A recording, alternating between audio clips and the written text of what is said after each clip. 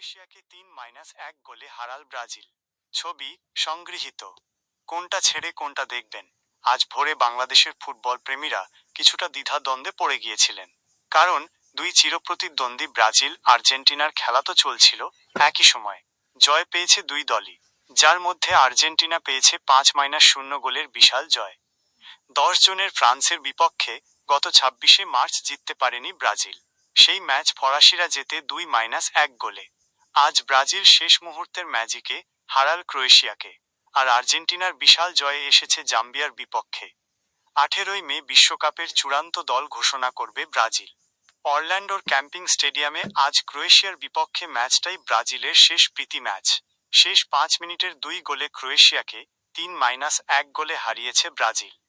ফ্রান্সের বিপক্ষে হারের পর আজ ক্রোয়েশিয়ার বিপক্ষে একাদশে 6 পরিবর্তন আনেন কার্লো আনচেলত্তি।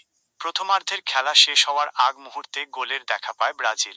45 মিনিটের পর অতিরিক্ত 2 মিনিটে ভিনিসিয়াস জুনিয়রের পাস থেকে গোল করেন দানিলো। 84 মিনিটে সমতাসূচক গোল করেন ক্রোয়েশিয়ান মিডফিল্ডার লাভ্রো মেজর। 1-1 গোলে সমতায় হওয়ার পর শুরু ব্রাজিলের ম্যাজিক। 88 মিনিটে পেনাল্টি থেকে গোল করে ব্রাজিলকে এগিয়ে নেন স্ট্রাইকার ইগর থিওগো। যোগ করা সময়ে আরও 1 গোল করে 5 বারের বিশ্ব চ্যাম্পিয়নরা। 90 মিনিটের পর অতিরিক্ত 2 মিনিটে